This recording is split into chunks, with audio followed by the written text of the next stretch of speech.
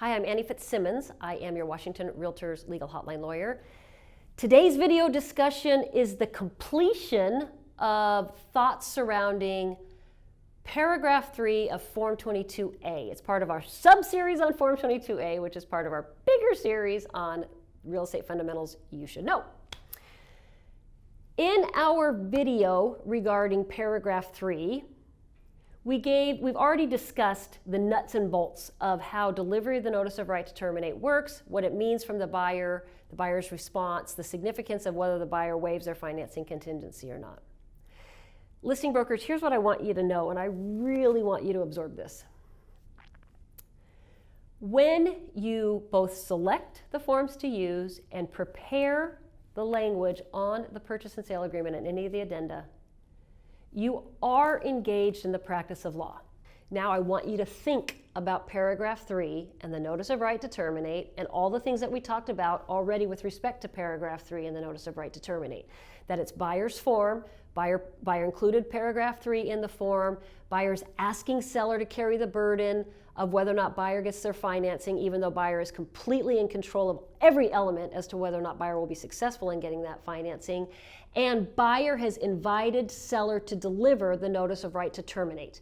And with the delivery of that notice of right to terminate, seller asks buyer, hey buyer, are you in fact ready to waive your financing contingency? Have you made a good faith effort? Because if a buyer has chosen a competent lender and has made a good faith effort to get their financing, then there is not a buyer and a lender out there who can't have underwriting approval or declination within 30 days of mutual acceptance.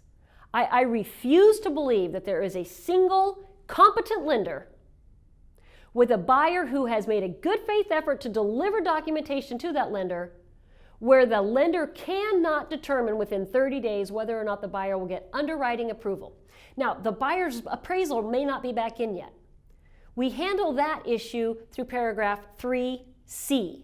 3C, with the box properly marked, allows buyer to retain the protection of the low appraisal provision going forward. We'll talk about that in a minute. But listing brokers, I want you to understand all of those background facts associated with paragraph 3 of Form 22A. And then ask yourself this question. What would the lawyer representing my seller do in this situation? Would a lawyer bring to seller's attention the fact that buyer has invited seller to deliver the notice of right to terminate, which, whether buyer waives their financing contingency or doesn't waive their financing contingency, as we discussed in the last video, either one of those outcomes still benefits seller. So to nutshell the question, would a lawyer representing the seller advise seller of their opportunity to deliver the 22AR, knowing that delivery of the 22AR will only yield a positive outcome to seller? Either way, no matter what buyer does, it's going to benefit seller's position to have delivered the 22AR. And remember, it's buyer who invited seller to deliver the 22AR in the first place by including paragraph 3 in Form 22A. It's buyer's contingency. Remember, buyer put the form in the transaction. And the answer that you would have to conclude is yes, any lawyer representing seller in that situation would advise seller of the benefits of delivering a Form 22AR, and any seller who understands those benefits is going to say, yes, I want to deliver the 22AR. So if the standard of care of a lawyer to which you're held requires that you advise your seller of the benefits of the 22AR, knowing that seller is going to require you to deliver the 22AR, then why is it that so few listing brokers actually do that? And here's the answer. Because nobody does it. Our industry has created its own bad practice. We have this feeling, largely inspired by buyer brokers who are really good at throwing temper tantrums when a 22AR is delivered, but we have this feeling within the industry that buyers should be protected all the way till closing. And I want you to think about what that means. If buyers protected all the way to closing, then the other half of you in the industry who represent the seller mean that your client is exposed to loss all the way to closing. even though the buyer has given your client the opportunity to take the burden of buyer's financing off of their own shoulders and put it back on buyer's shoulders. But sellers can only take advantage of that opportunity if their listing broker helps them understand the meaning of paragraph 3.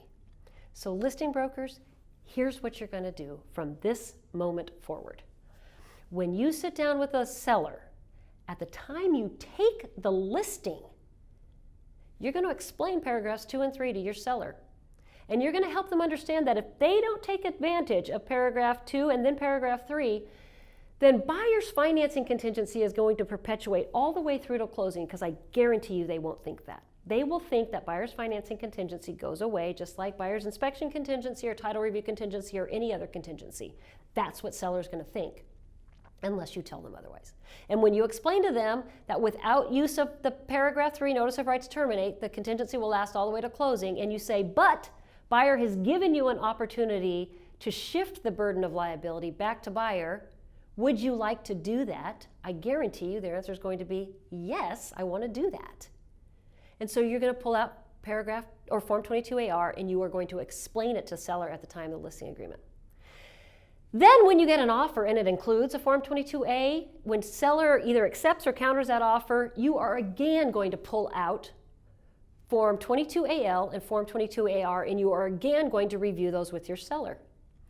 And your seller is going to say, yeah, I remember this discussion, and yes, I do want you to deliver 22AL on day 10 and 22AR on day 30, unless there's a different date in paragraph 3 that you and buyer have agreed to. And so you're going to go ahead at that time and have seller sign both 22AL and 22AR, and you're going to take those back with you to your office and you're going to keep them in your file. And then when you reach mutual acceptance with the buyer, you're going to return the purchase and sale agreement to the buyer's broker, and you are going to have this conversation with the buyer's broker. It's going to sound exactly like this. Buyer broker, so happy to have mutual acceptance with your buyer, looking forward to a smooth closing. I want you to know that at your buyer's invitation, my seller will deliver a Form 22AL on day 10, and my seller will deliver a Form 22AR on day 30. And my request to you, buyer broker, is that you make sure your buyer understands that. Because they need, in understanding of that, to hire a competent lender. They need to be timely in getting their documents submitted. When the lender asks for something, they need to be responsive and get it to the lender, and they need to get their appraisal ordered. Buyer broker, I don't want there to be any surprises. I just want you to understand how this transaction is going to run based on your buyer's financing contingency. This is a huge issue, a huge discussion. It's taken 2 videos to even get through the topic, on top of the paragraph 2 video before that. I know there will be questions. Please send emails to me, legalhotline@warealtor.org. We have got to turn our industry around on this issue. There is no reason for sellers to be left holding the bag in every transaction when buyer is the party in complete control of whether or not they get timely loan application or timely loan approval. And all of the tools, listing brokers, that you need to protect your seller are found in paragraphs 2 and 3 of buyer's financing contingency. All you have to do is pull those tools out of the toolbox and use them. If you have questions, send an email to me, legalhotline@warealtor.org.